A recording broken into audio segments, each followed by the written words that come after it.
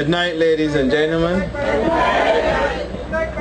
I told Cranston, bro, to tell Bubbler don't play that old music for me. I am coming into any platform to that type of music. You don't panic. I will know soon enough what it is that I want. But let me say a pleasant good night to all of you. In particular, I want to recognize the members of the cabinet, my colleagues who are here. Of course, His Honor the Speaker of the House of Assembly, my next door neighbor politically, and almost geographically too, because he just lives down the road from me. Other members of Parliament, senators, of course, our candidates who are here tonight to support this wonderful human being who, of course, has worked in the vineyard of the Democratic Labour Party for so long, and frankly deserves to be richly rewarded by the people of this constituency by being elected as the next MP for St. Michael Northeast. And I want to recognize as well her campaign team, because of course none of this would be possible, none of what we do really would be possible without a good team behind us. You can't hear me? None of this will be possible without a good, strong team welded together with the divine countenance of our Lord and Savior, and of course by the rich philosophy of the Democratic Labour Party. And I want, on behalf of the Honourable Prime Minister of Barbados, who of course couldn't be here this evening because he is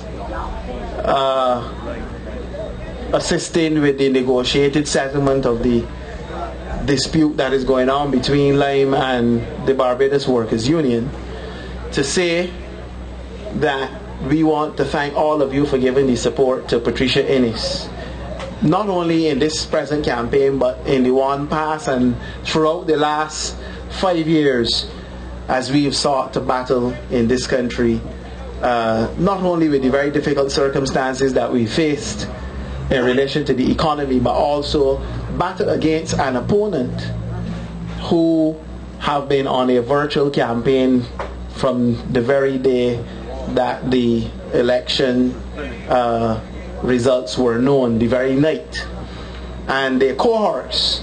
And it has not been easy, because in many ways one expects that even with some hint and some small modicum of decency, if not common sense, that at least the opposition party, vanquished as it is by the loss in an election, would lay down its cudgel, if just for only a little while, to allow the new party in government to settle down and do their work. We can't say as a party that we had any such honeymoon period. In fact, the Barbados Labour Party and its cohorts, particularly those in the media, have been attacking the Democratic Labour Party very viciously in government. We don't mind, because we don't beg any quarter, and we certainly don't give any. But at the same time, as a country that has reposed itself as a maturing democracy, demonstrating at least the highest distinction in the practice of the art of governance, that we would expect at least that some level of modicum, some level, small level of decency would prevail in the politics of Barbados. But that apparently is not the case, and we have had to contend with and will continue to contend with what we see in Barbados. I heard Patricia Innes speaking about Mr. Motley's punch of creme, or punch of creamer, or whatever you call it. I hope she didn't send a bottle of that for Arthur, because I want to welcome our candidate for St. Michael Southeast, Mr. Patrick Tannis, to the platform. I hope that she didn't send that for Arthur, because he would send it back because of the low alcohol content.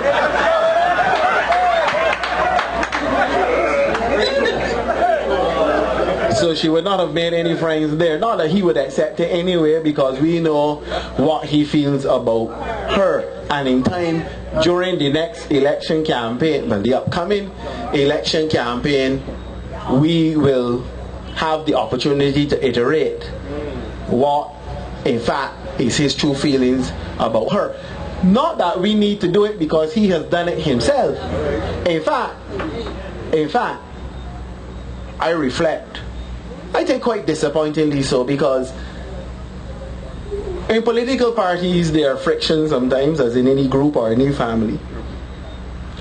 But when you take to a public forum to issue and utter such disdainful and potentially defamatory remarks about your own colleagues, to speak about how they have demons and that the person is not fit to lead, it leaves one to wonder, what on earth could he have been speaking about? If anybody in Barbados had to accuse Oinath of having too many spirits in him, I don't know that they will be entirely incorrect. But the pot was trying to call the kettle aluminium. So he, from the comfort of an office provided by the taxpayers of Barbados at UWI and facilitated by the Professor Hilary Beckles, Mr. Jones's good friend, and my former lecturer, he launched this tirade on Miss Motley. But the point of it is this: if Miss Motley was not fit, according to Arthur, to lead the Barbados Labour Party and to lead Barbados, how then, ergo, or ipso facto, could she be considered fit to lead the people of St. Michael Northeast? I mean, by pure logic of it, it would tell you that Arthur has prescribed her or described her as unfit to lead. You are either fit to lead or you are unfit to lead. And by his own words, he has said that Miss Motley, not anybody, Democrat Labour Party, even though we might believe him, that she is unfit to lead anybody in Barbados, including the people in this constituency. And if the people of this constituency had any reason not to re-elect her to the House of Assembly, they should take, at least for once in their lifetime, the words of Oinath seriously. But that is the character you're dealing with. And so I say that the choice is very clear. Come election day, February the... I got you, know what I like that, as the Calypsonian, someone I like that, I said that for the media, I think you rush off there now, got the tape recorders playing, I don't even know when the date is. I said that for your benefit, Barry. Or May, April, maybe February, or March. But whenever the day is, that you come out in your numbers and give support to this wonderful daughter of the soil. Outstanding, articulate, human, just, spiritual human being named Patricia Innes for this constituency. It is about time this constituency gets a breath of fresh air going through elect. So I am here tonight not to speak too long and to detain you, but to give my support to her and to bring support on behalf of the leader of the party for the work which you are doing in this part of the vineyard. It is absolutely important for us. But I want to make a couple other points in relation to what we are seeing going on in the politics today. I want to say to you tonight, I think it is absolutely critical for me to send this message abroad. Ignore the skeptics, ignore the optics, and ignore the subtle tricks. The Democratic Labour Party is battle ready on the front door short to fight the next election.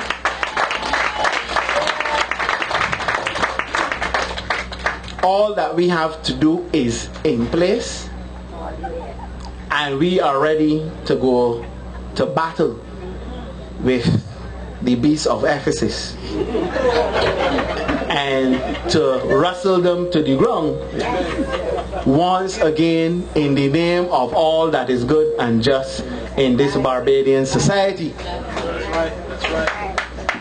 I say that they never took the opportunity to rest themselves. They never took the opportunity to do a reflection and introspection to see where they may have gone wrong, what they might have done incorrectly, to reflect on how they may have treated or mistreated, as the case may be, Barbadians in this society after the last election. No catharsis, no introspection, no inward looking, no reflection. Just a mad rush to get back into Bay Street, more importantly to get down in town and hug up the treasury of Barbados, which is their favorite object of desire. Manage the treasury. Not manage it, to raid it. Not to manage it, to raid it. And so when you see certain people that I warned you in the last election about, I'm not going to call their names tonight, but when you see them hovering around and you know who they are, walking past the wharf, winking at the treasury and blowing kisses, I love you, I can't wait to go back out with you again. You know exactly what they are up to, because they never give themselves a chance to fall out from all of the inappropriate and misappropriation of public funds in Barbados. And a lot of them have reassembled themselves, dribbling in anticipation of getting in there to peep up onto the treasury to see what is in the draw. This is exactly what is going on. That is why they are in such a hurry and trying to harass from the Stewart into calling an election. They never stopped, because when you get so accustomed to thieving, it is an addiction. And when you become addicted, it is hard to go cold turkey, as the people of Barbados had instituted for them on January the 15th, 2008, and they have not gotten over it yet.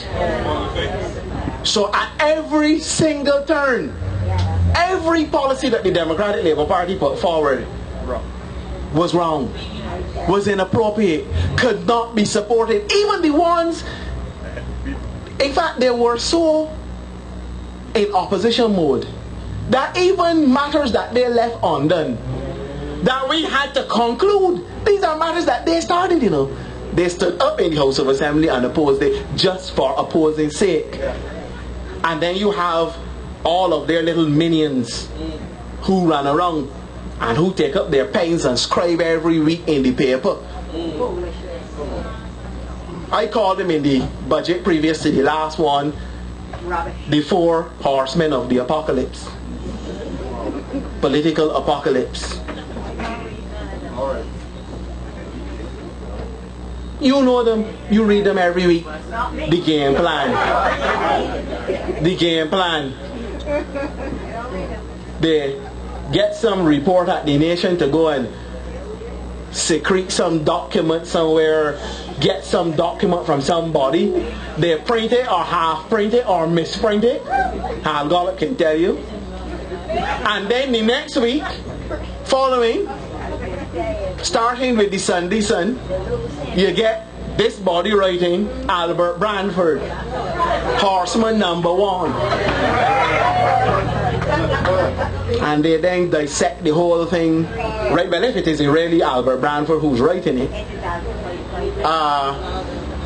then you have Pat Hoyas, a man who has never been successful at running anything in his life, trying to advise me and other people in the Ministry of Finance and the legal world about how to run an economy. He could not even run a newspaper successfully when the paper was free and you'd giving it away. But every week he writes in the paper. He has a fixation with me. So every week he writes in the paper. I don't read anything he writes because I used to treat him with some modicum of seriousness. Until one day he interviewed me on Brass Tacks in the OB studio, and in the break he said to me, he said, Mr. Sinckler, I can ask you a question now that we going to the break, that we are in the break. I don't mind if you tell anybody because, you know, knowledge is power. But, you know, one of the things that you always wanted to know, you feel you could do a few lessons for me on how to read the estimate? I said, you need to do some lessons for people to read the estimates, you know, because you take at that book, it's real confusing. So from then, I really don't take on Pat Hoyas in anything that he says or writes. I know he doesn't believe what he writes because he does not recognize it when it is read back to him. So I don't take him on. Then you come to Harry Russell. If ever there was an intellectual malcontent, it has to be him. He has written on every topic negatively straight for almost 3.5 years. It is amazing. Absolutely nothing he can pick up to say good at all about Barbados, except that Barbados is going to collapse every week. He wrote, the banking system is finished. The economy is going to collapse. Not nary a good word he could say about anything in Barbados. That's why he's a malcontent. There is something that he wanted that he did not get. And so he believes he should spit his venom on the Democratic Labour Party and predict doom and gloom for Barbados. He's a man living in Barbados. And then you have... No, I ain't dealing with Peter. Because I heard Peter and Clyde Maskell in the studio literally making intellectual love. Maskell said to Wickham, I never had a problem with your polls, you know. I could never fault the methodology. No, that is when I knew he hadn't go up part.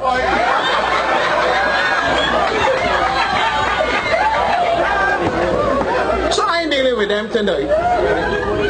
I'm not dealing with Maskell because he's the political dead. I'm not into resurrecting. I leave that for other people and the goodly priests will tell you about these matters. But then you have Sinckler Price.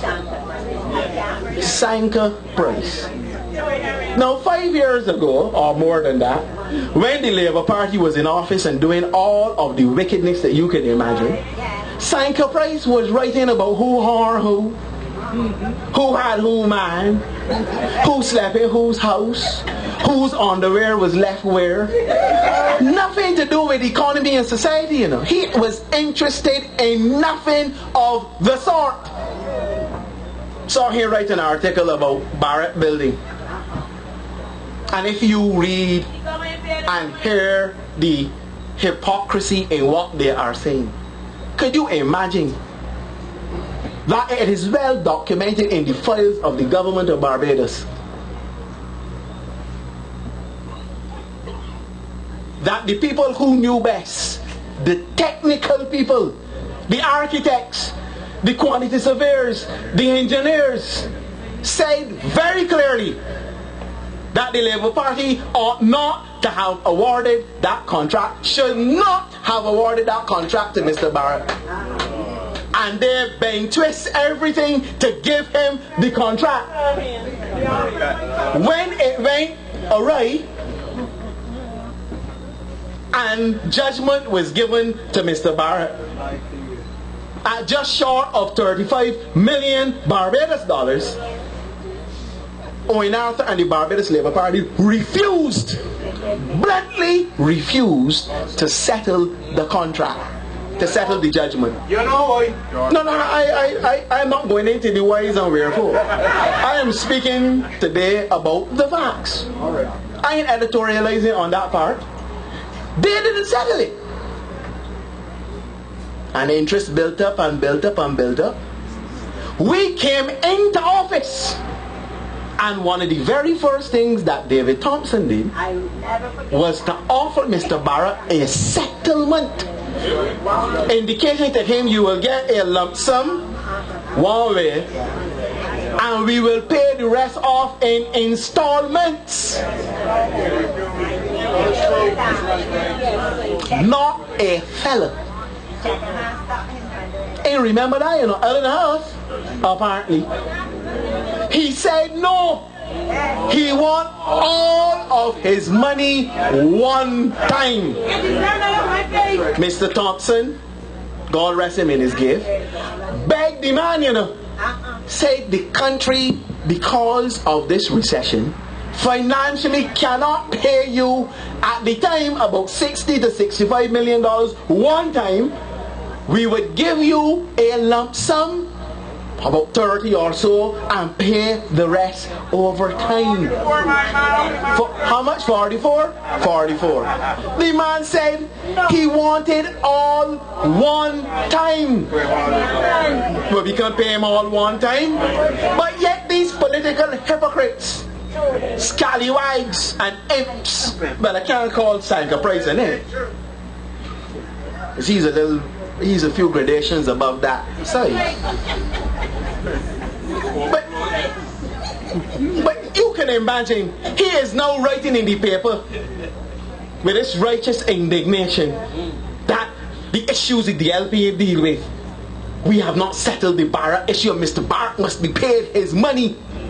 Mr. Barrett asked for 13 million. He didn't pay the Chinese for it too. Alright, don't panic. Excuse me? Hold on.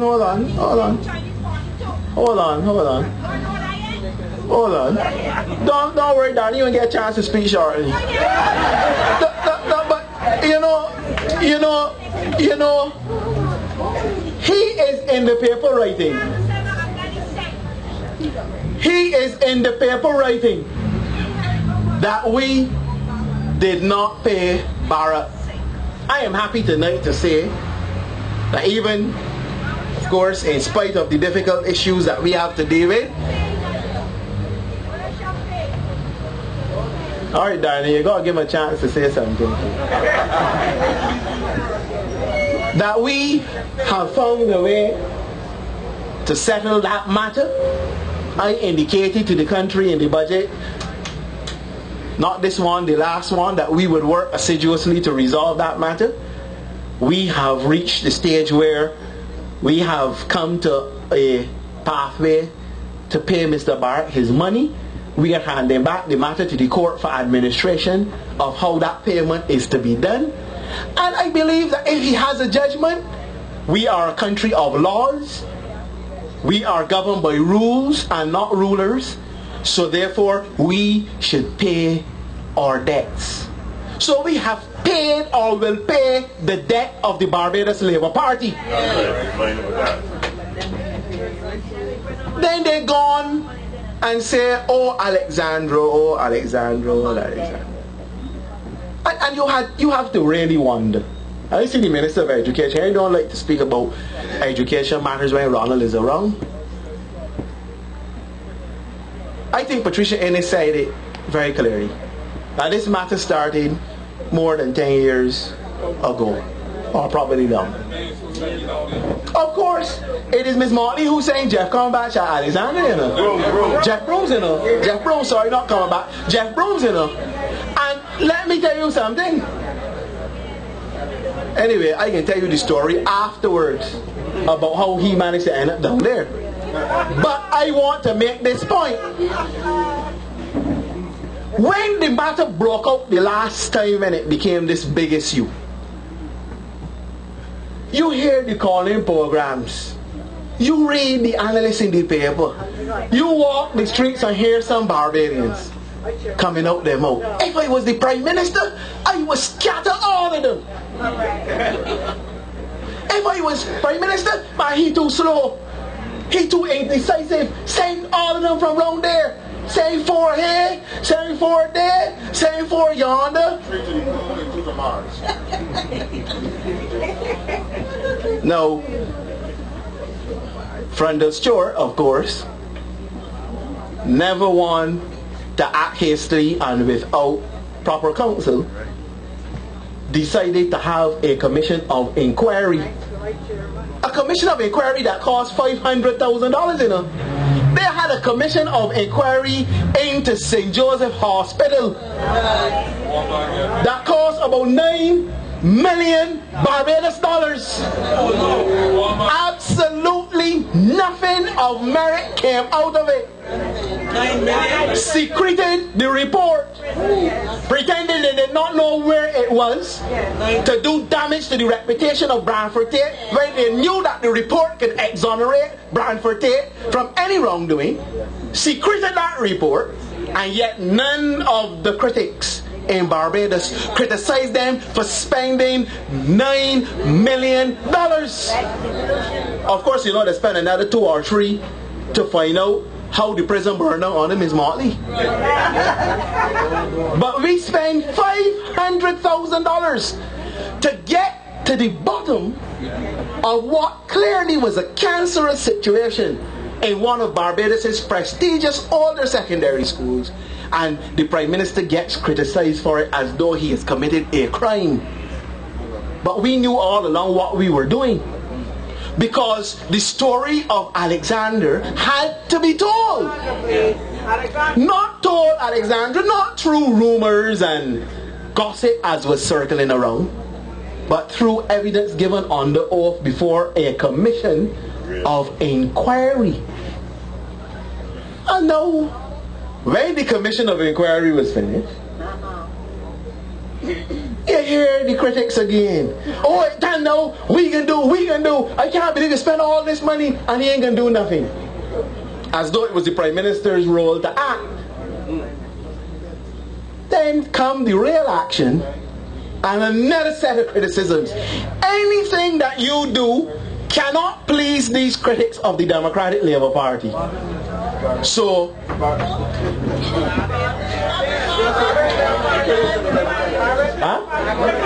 critics of the Democratic Labour Party. Critics of the Democratic Labour Party. Very clear. So what did they say? They said no. Or there, you can't just pick up people and send them all over. Driver of P8558. P8558, please move your vehicle. You're blocking somebody who needs to get out very urgently. Good. So now you hear the critics, including Sinckler Price. Oh, you can't just pick up people and send them here and send them. This is the same people who were saying that we should scatter them. So nothing that we do apparently can find favor with the Barbados Labour Party. Fair enough. Issue number 3. The economy of Barbados. And I want to say a few things tonight about this issue of the economy. I think the rain is falling, so you may have to come under the tent, as people say. But you know, they say in biblical times, draw closer and come under the tent. So, we have this situation of the economy. And the Democratic Labour Party came into office at one of the worst times, if not the worst time, that any government or party could hope to come to office. A situation in which the global economy was in complete upheaval. People losing value on their companies, losing jobs by the tens of thousands, the millions across the world. Tourists not being able to travel. Investors not being able to invest. And you know the first thing that we did when we came into office? The first thing the Democratic Labour Party did was to give a salaries and wages increase to public servants in Barbados so that they could weather the difficult storm of what we knew was going to be a prolonged recession. We increased pensions, we increased the reverse tax credit and accelerated the increase straight to $1,300. So anybody earning under $16,000 a year could claim back the $1,300 in reverse tax credit. We also implemented the 20-year transfer of housing units program that has eliminated close to 2,000 families in Barbados from paying rent to the NHC for the rest of their lives. Eliminated. We instituted, as you heard, free bus fares, not only for the economic relief of the poor in this country, but also to deal with a potential security threat and the known manipulation of school children in Barbados by unscrupulous characters. We had to bring an end to that.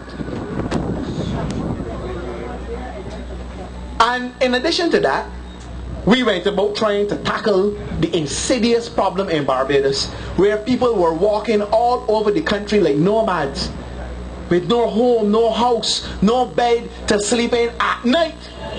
When under the Barbados Labour Party, and I continue to make this point, even though things were wonderful, according to them, even though they had $2.7 billion in reserves, they could not use a cent of those reserves.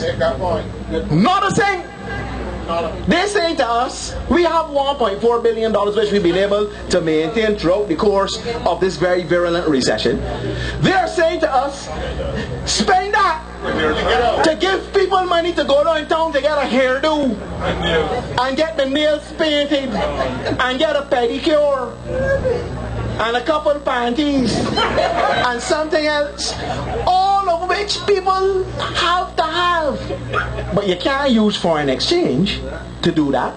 But they never took up the foreign exchange, the $2.7 billion they claimed they had, to build houses for ordinary Barbadians to be able to have somewhere to call home when the night come and when the day break open.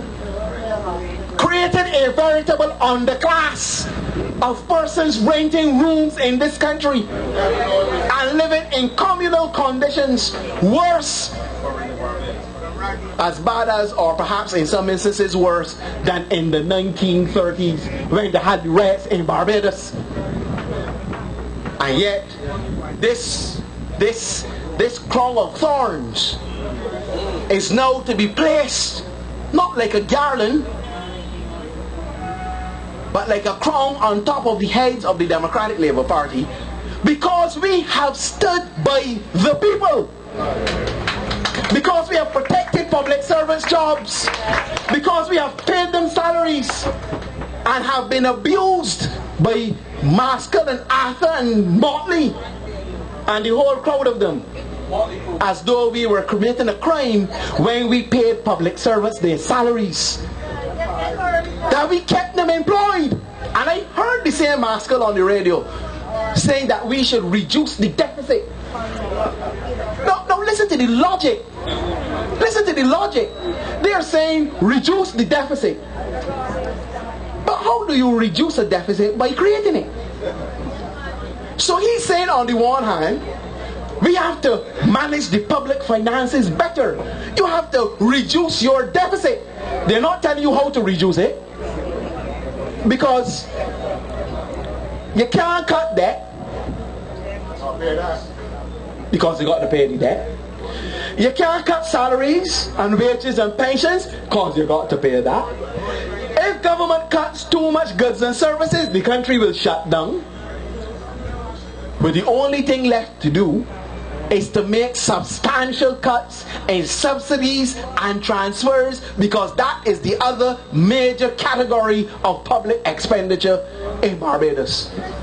And the subsidies and transfers go to statutory entities like Transport Board, like sanitation, like the hospital, and of that amount, more than 70% is spent on wages, salaries, or benefits like pensions or something of the sort. So if you cut that, it means send home people, which is what they really secretly are planning to do. So when you see their motto or their whatever you call it, slogan, about rescue, restore, and rebuild, they have left off the final word. It is rescue, restore, rebuild, and retrench. That is exactly what they are intending to do. So you have a choice between a party with a record of protecting jobs and a party waiting in the wings to cut and cut and cut. Because you're saying to me, reduce my deficit, but you're going to give away tax. You're going to give all these tax giveaways. You're going to put back the VAT to 15%, put back the allowances, cut this tax, cut that tax. And nobody in the Labour Party can tell you how they are going to pay for it. But I will tell you tonight, as I will say throughout this country in the coming weeks, it will be paid for by your job. Understand that? Tonight, they are the party of retrenchment, and you better understand it. And they have their people who do their things quite subtly, sometimes overtly, but subtly too. Today I got an email from some youngster at the Barbados today, who apparently thanks to saying, okay, Mara Jordan have found room to put my friend Peter Wickham in there to do polls for them. And he asked me to respond to a statement by the Private Sector Association of Barbados. The group headed up by John Williams and I think Miss Ann Reed or Mrs. Reed. I'm not sure if she's Miss or Mrs. Mrs. Ann Reed is the CEO or director or whatever the designation is called. That they have done a study which indicates that government owes businesses in Barbados $49 million and that it is having a debilitating impact on businesses and that we need to deal with the situation. And they have written to the Ministry of Finances. True, they wrote to me last week and they sent the study. And I wrote back to them, thank you very much for the knowledge, some of which I already know. We will work on it as assiduously as we can. But I want to make this point, that that study's release is not by coincidence. That is not by coincidence at all. Deliberate and well planned to try to embarrass the government, that the government owes, but governments all over the world owe everybody. We ain't the only one. But I am calling on the private sector tonight in the spirit of fairness. In the spirit of fairness. To do a companion study about how much businesses in Barbados owe the government.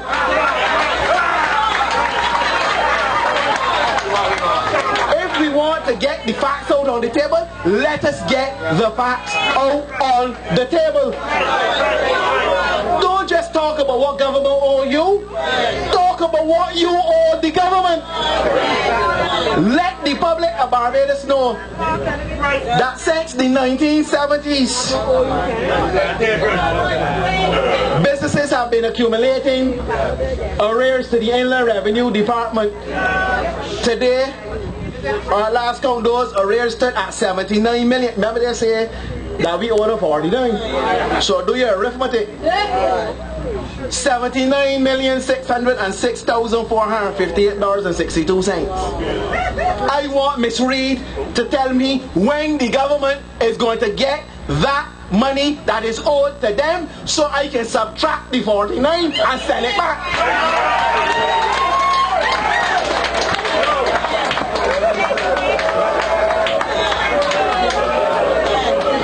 I want them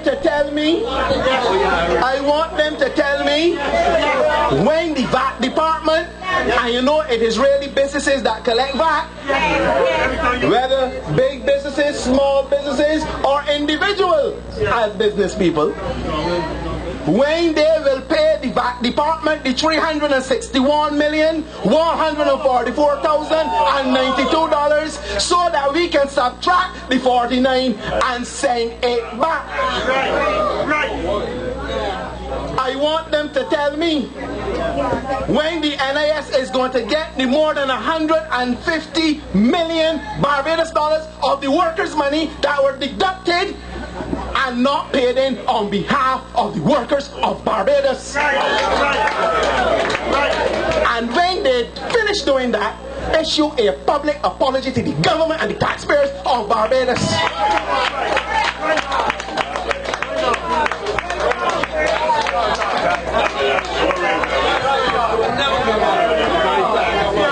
You know, they feel that one of the reasons why I have not been saying a lot, I keep myself in Cornwall, because I am going to have a lot to say, because there are a lot of spiteful and nasty people in Barbados who intend to come into this campaign and do what they feel they can do. I saw some little foolish boy from down my side trying to abuse Irene Sandy for Ghana. You know from down, but I ain't there. I ain't there this. They feel that somebody frightened for them, you know.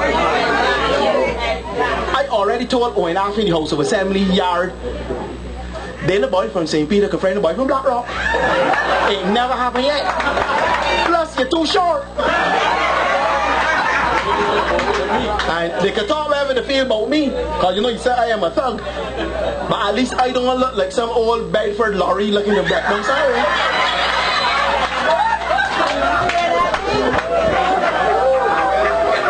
So if he hurrying up from the short to call elections because he running out of time, later I will meet him anywhere, because you know he had some very uncharitable things to say about me. That I gave away iPads to my constituents, but even if that were true, I make no apologies for giving people's children in St. Michael Northwest who deserve it an iPad if in fact it was true.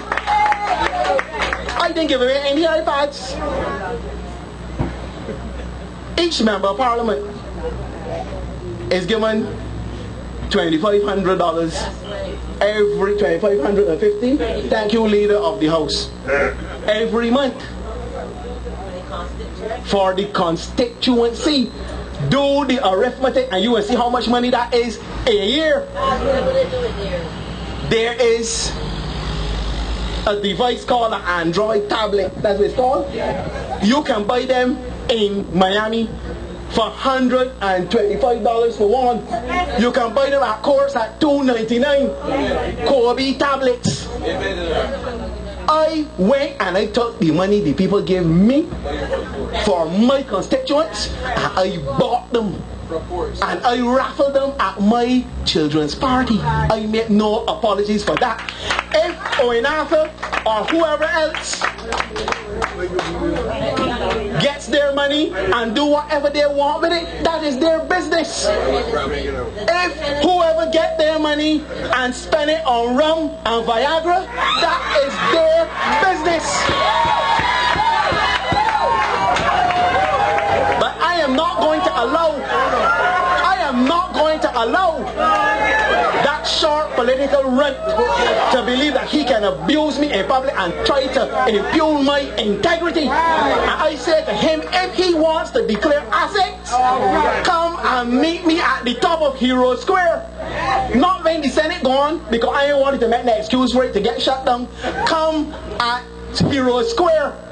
Bring the accounts for the St. Peter Development Fund and bring the divorce settlement that up to now nobody in Barbados can legally see, so we can see how much money was promised and if in fact you pay a cent of it yet. I send that to Owen after I issue that challenge to him tonight when he down in Independence Square wobbling about. Tell him I say so. And I hope the nation give it the same prominence that they give his story about me. Because if he feels that writing down a few things on a piece of paper and coming in Parliament showing it up that he declared assets, he ain't declaring the assets. He declared the ass. You ain't got the sets yet? The sets ain't come yet? I want to see the sets. But I ain't not tonight. Not tonight. Not tonight. That is for another night. Let me tell you something here. Like he talking about, oh, he come from next king to nothing. Like he come from next king to something. Huh? Like he come from next king to something. A man that stood up in Parliament crying and saying politics was too much a burden for him, and in 40 years time he can drive out a $600,000 car. Wait and hear about it when the campaign come. He want to test me, Lee come. He already tell Frandel I am a thug from Deacons. Well, that's his business. I am going to deal with him by the short and curly, because somebody has to expose him in this country. We have a lot of work to do. And I am telling you tonight, the Barbados Labour Party has not changed. It is the same party. And putting on new clothes, trying on a new frock from Jerome Walker.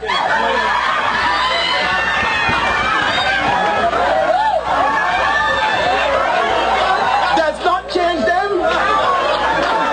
They don't need new clothes. The Barbados Labour Party needs a bath. And we can wash them off in licks whenever this election is called. Ladies and gentlemen, good night.